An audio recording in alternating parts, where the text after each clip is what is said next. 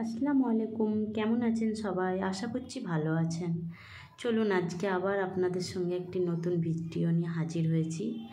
আজকে আবার আপনাদের সঙ্গে আমি শেয়ার করব আমাদের দুপুরের মেনুটা কি হয়েছিল, কি রান্না করেছিলাম।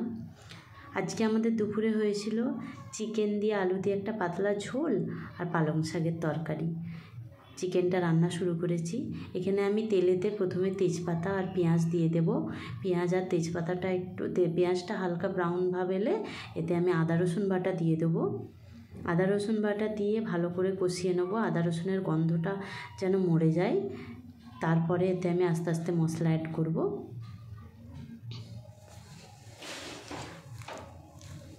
আমাদের 4 জনের রান্না, তাই অল্পই রান্না, অল্প জায়গায়, ছোট জায়গায়।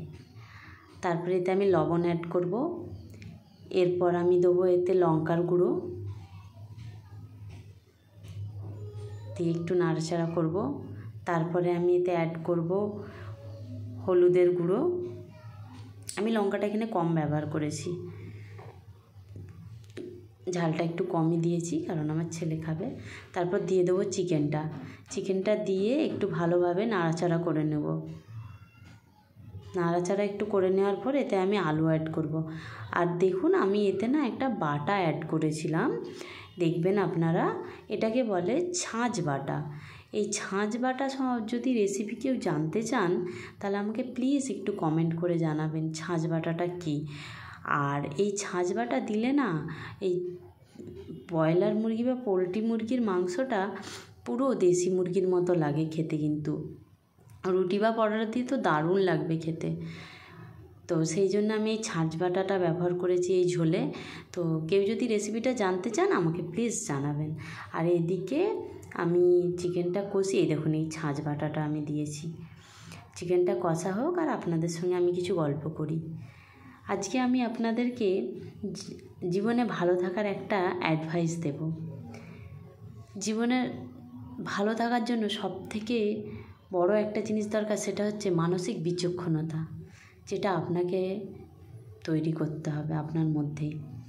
আর একটা সত্য আপনাকে অ্যাকসেপ্ট করে চলতে হবে, সেটা হচ্ছে উই আর নট পারফেক্ট। আমরা ভুল করতেই পারি,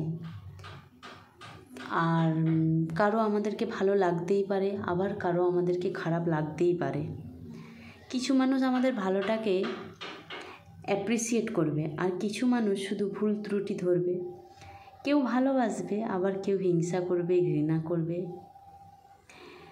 তাই কেউ ভালো বা খারাপ বললে খুশি হওয়ার বা মন খারাপ করার কোনো কারণ নেই। সব কিছুটাই তাৎক্ষণিক। তাই নিজের চোখে ভালো হওয়াটাই সবথেকে বড় দরকার। দেখবেন নিজের চোখে ভালো হবেন, সব কিছু ভালো। বলে না আপন ভালো তো জগৎ ভালো। সত্যি নিজেই ভালো হন, অনেক মানুষ অনেক কথা বলবে, সবার যদি কথা ধরে নিয়ে চলা যায় না, মেন্টালি ডিপ্রেশন ছাড়া আর কিছু নয়। আমারও হয়। হ্যাঁ, একটা কথা সত্যি, হয়তো এত কথা আপনাদেরকে আমি বলছি, আমিও কিন্তু সবসময় এটা মেনে চলতে পারি না। অনেক সময় অনেক কিছুতে নিজে মেন্টালি খুব ডিপ্রেস হয়ে যায়, বা মেন্টালি নিজেকে ঠিক রাখতে পারি না, কষ্ট পেয়ে যাই। তবুও চেষ্টা করছি নিজেকে দিয়ে আস্তে আস্তে এই জায়গায় নিয়ে আসতে, যে নিজের কাছে ভালো থাকবো। আর দেখুন এদিকে বাজার থেকে এই ফ্রুটগুলো আনা হয়েছিল আমার ছেলের জন্য, সে খাবে। আর তাকে আমি কখন থেকে ডাকছি বাসক পাতা খাওয়া বলে, একটু ঠান্ডা ঠান্ডা লেগেছে। কালকে ও মামাবাড়ি গিয়েছিল বাইকে করে, তো ঠান্ডা লেগে গিয়েছে ওকে একটু। তো আমি এই একটু ঠান্ডা লাগলে না ওষুধ খাওয়াই না, এই বাসক পাতা, তুলসী পাতা, মধু, এগুলো দিয়েই আমি ওর আগে ফার্স্ট ট্রিটমেন্টটা করে ফেলি। তারপরে যদি কিছু হয় তখন আমি ওষুধ বা ডাক্তারের কাছে নিয়ে যাই। তো ও দেখুন বাসক পাতাটা কীভাবে ফিনিশ করে নিল একদম এতে। ওকে তেতো প্রথম খেত না, তারপরে খেয়ে ওর অভ্যাস হয়ে গিয়েছে, ও খেয়ে নেয়। ওখানে তাড়াহুড়ো করছে খেলতে যাবে বলে, খেলাধুলো করবে, সেই জন্য তাড়াহুড়ো করে চলে যাচ্ছে, আমাকে টাটা করে বাই করে চলে যাচ্ছে, খেলা করবে। আর এদিকে দেখুন আমি চা বসিয়েছি। আমাদের বাড়িতে না চা হওয়ার কোনো সময়সীমা থাকে না। দুপুর 1টার সময় চা হয়, আবার রাত্রি 9টায়ও চা হয়। আমাদের চায়ের কোনো থাকে না। আর এদিকে আমার এই যে খেতে বসেছে, এখানে আপনাদেরকে বলেছিলাম আমি পালং শাকের তরকারি করেছিলাম, সেই রেসিপিটা দেওয়া হয়নি। কচু দিয়ে, আলু দিয়ে, চিংড়ি মাছ দিয়ে পালং শাকের তরকারি করেছি। জানেন তো আমার ছেলেটা না বড় হয়ে গিয়েছে, এখন রোজ নিজের হাতে ভাত খায়, আমাকে আর খাইয়ে দিতে হয় না। তবে হ্যাঁ, দুপুরের টাইমটা শুধু খায়। আর এদিকে চিকেনের ঝোলটা, আর রাত্রিবেলা খাবে না। ঠিক আছে, ব্লগটা এই পর্যন্তই। ভালো থাকবেন সবাই, টাটা।